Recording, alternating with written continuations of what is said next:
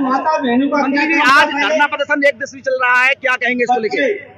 आज बहुजन समाज पार्टी की राष्ट्रीय अध्यक्ष बहन कुमारी मायावती जी के आह्वान पर देशव्यापी धरना प्रदर्शन जिला स्तर पर संविधान के अनुसार आह्वान किया गया है और उसी के तहत जनपद एटा में भी आज एक दिवसीय धरना प्रदर्शन रखा गया है।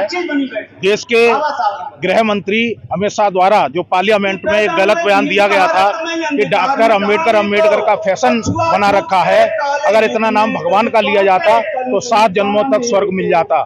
तो बाबा साहब का जो पार्लियामेंट के अंतर्गत अपमान किया है, उस अपमान को लेकर ही बहुजन समाज पार्टी आज पूरे देश में एक दिवसीय धरना प्रदर्शन कर रही है। प्रदेश स्तर पर प्रत्येक जिले में और इसका दूसरा चरण प्रत्येक विधानसभा में होगा।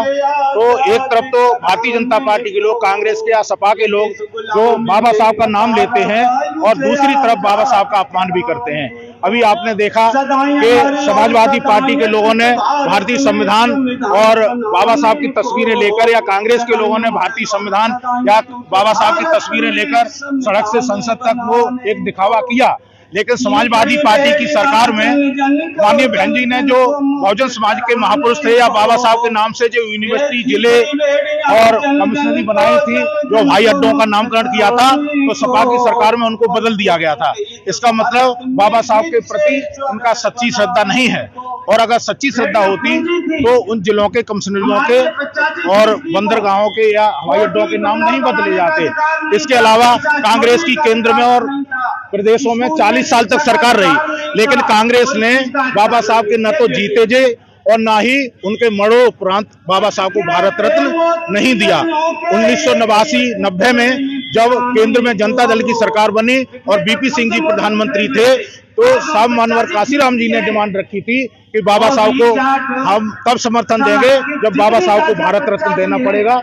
तो तब बाबा साहब को जनता दल की सरकार में प्रधानमंत्री बीपी सिंह जी के द्वारा भारत रत्न दिया गया था। आज कांग्रेस के लोग भी चिल्ला रहे हैं।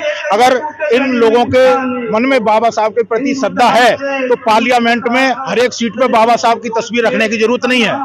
बाबा साहब की तस्वीरें सड़कों पर लेकर घूमने की जरूरत नहीं है।